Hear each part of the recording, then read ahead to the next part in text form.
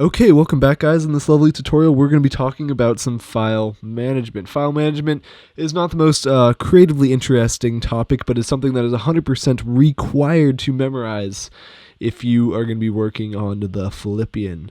Okay, so in file management, let's just dive right in. So we'll go into my external hard drive, which is where I keep all of the old Phillipian work, and let's just dive into one of these events here. So we'll go to the Code at 40 weekend. And then this is something that we're going to look on right off the bat. Okay, so you'll notice that this Code at 40 weekend has a kind of interesting title, 14.4.4.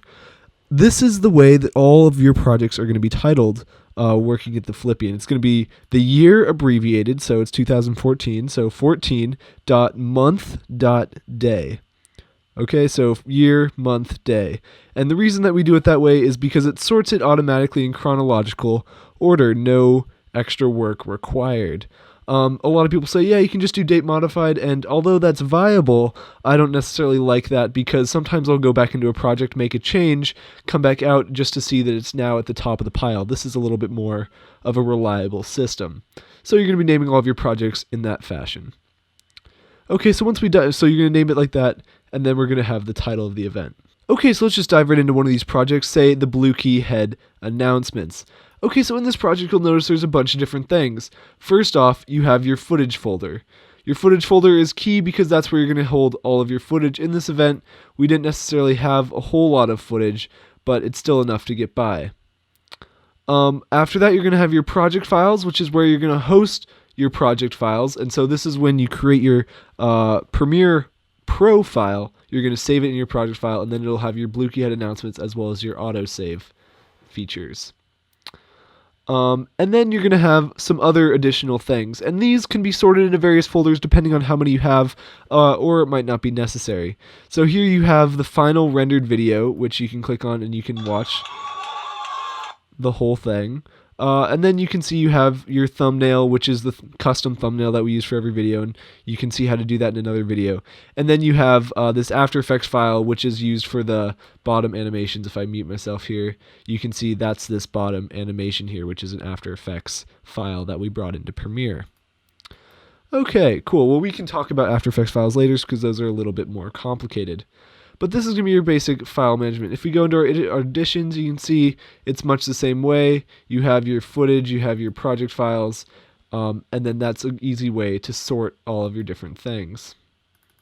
One thing we'll notice here is if we go into the co-presidential debates, you'll notice that we have a lot more projects, or you have a lot more folders going on because you have different footage for each person. So if this is a multi-camera shoot, then I have footage which was shot by videographer Alex, I have footage shot by myself, and then I have some of the post-speech interviews, and then some of the final renders. Really, if this was actually done properly, we could do Control-Shift-N to create a new folder, or right-click new folder, and then do footage, and then you'd have your Alex footage, you'd have your Caston footage, and then you'd have your post-speech interviews all in one place.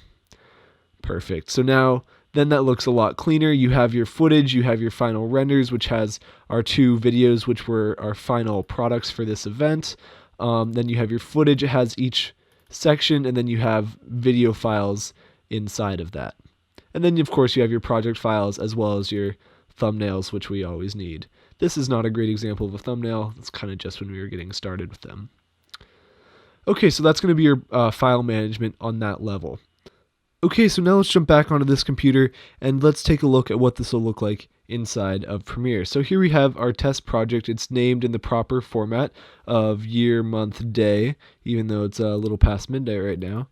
And then inside that you have your standard footage folders with camera 1 with these files, and then camera 2 with these files, and then you have an empty projects folder.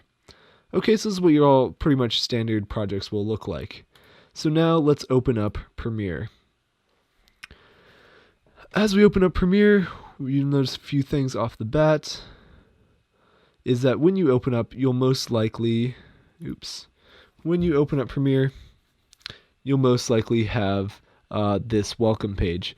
And so what we'll do is we'll do create new project.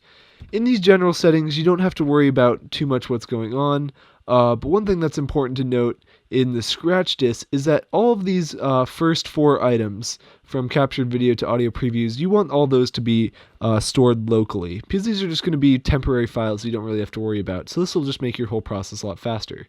I have them just stored in my documents. However, your project autosave you want to be as the same as your project, because if for some reason your computer crashes and you happen to lose your project file, you want to be able to have those autosaves in the exact same place where you left your project so they're easily accessible. So you can just click there and do same as project.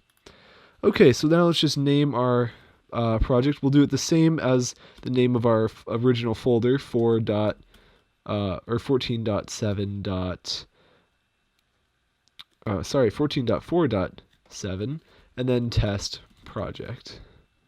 Now we can browse where we want this to be stored. We know it's on our desktop, test project, save it in your project files, select folder, OK. Okay, so this is probably what it'll look like when you come into Premiere initially. However, this is not what I think is the most efficient way to go about editing. So really quick, just let's clean this up a little bit so that it's how we like it. So you'll notice you'll have your source clip over here and you'll have your program monitor over here.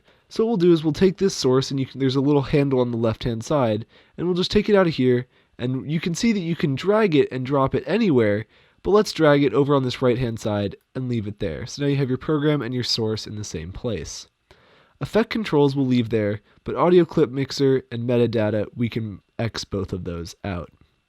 Now on the bottom left you have your test project folder, and then you have media browser, info, and all of this. We can close all of this except for effects. So media browser, info, keep effects, markers, and history. And then we'll take effects and bring it up here. You can just drop it here. And then you have your effects and your effect controls next to each other. Now this is how I like to leave all of my projects. So what I'll do is I'll come up to Window, Workspace, New Workspace. I'll name this and press OK. And then what I'll be able to do is anytime I have my workspace, say I named it Custom Workspace Castin, then I can always come back to that and it'll be there no matter what, and I won't have to set it up each time. Even more than that, say you mess some of this up and everything gets a little out of whack, you can always come up to your Window, Workspace, Reset Current Workspace. Did you like to reset Custom Workspace or Custom Workspace Castin? Yes, and now everything is back to how it should be. Okay, so now let's import some of our footage. You can bring this over onto just one side if you like, and then we can come into our test project, come into our footage, and then since we have multiple folders inside of our footage folder, we'll import both of these folders right into our project folder down here. If we only had one footage folder with our footage in it, then we would just import that. Okay, so now we have 2 folders inside here. With this, we're able to open this folder and open our second folder. However, these create 2 kind of messy windows that have no real home, and so let's put these in this same project panel down here so that we have all of our things nice and tidy next to each other. Okay, so that's quite enough with file management. Let's start some really basic editing. First things first is you take any piece of footage, it doesn't really matter what, and you just simply click, hold, and drag it into your timeline area. This will automatically create a sequence in which your footage will reside. This is really useful because it sets up all of your settings for you and it matches your footage instead of you having to set all of that up manually. However, what you'll notice is that it creates another little playhead here. And so what you'll notice with 3 pieces of footage is this one has these 2 yellow indicators which show that the video and the audio are both used one time in the track, and you can see you have your video and your audio here. But you have your second piece of footage which just has a white indicator which shows that it's footage, but it's not being used in the track. If you were to use it, it would become yellow, but we'll do Control-Z to undo that, and then it goes back to white. However, this is a blue icon, which indicates that it's your sequence, and so that's actually representing this whole sequence here, which you can create multiple of in this panel. However, in order to keep things nice and tidy, always, and this is a must, always take your sequence icon here and drag it over your project and bring it back into your main project area. That'll just make things nice and tidy and make things a lot easier to find later. Okay, so now when you're scrubbing around your timeline here, you're able to drag along the top and scrub back and forth in your footage, as well as press play to move back and forth, and then you can do other various edits. Say your footage is quite long and you want to trim it down. If you have this pointer tool selected, you can just take this and have it point in as opposed to out. You see the difference? Have it point in, and then you're able to just drag your footage in, and it just trims it down to that selection. But we'll get into more complicated editing later. Just say you have your second piece of footage and you want to drag it in here. You can just drag it in. You'll notice they snap together, and then you're able to just create a simple edit that way. And then you have a simple transition, just a straight cut between two clips, which is oftentimes what you want anyway. Okay. One other thing you'll notice before we go is that you're up here, when you're scrubbing around in your timeline, you're looking at your program monitor.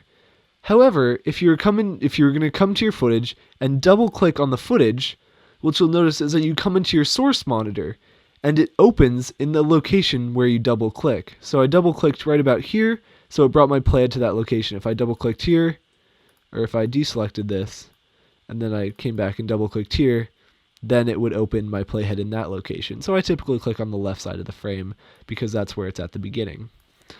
So now, once you have this in your source monitor after double clicking on the footage file, you're able to scrub through your footage without affecting your project and your timeline down here. This is very useful because it doesn't mess up what you're working on when you're just going through your footage. And so say I liked a certain section in here and I wanted to set an endpoint with I. This marks the beginning of where I want my footage to play from, and then I can keep scrubbing forward until I find an out point that I like, and I can select O, I for in, and O for out. Then I'm able to just grab this footage anywhere on top and hold it and bring it down. And then that selects only this portion of footage that we'd like to copy. Then when we're looking in here, it just takes that simple portion of footage and it drops it in wherever we lay it down. Okay, well that's a very simple editing and file management tutorial, and we'll get much more in-depth as time goes on. Okay, we'll see you guys in the next video.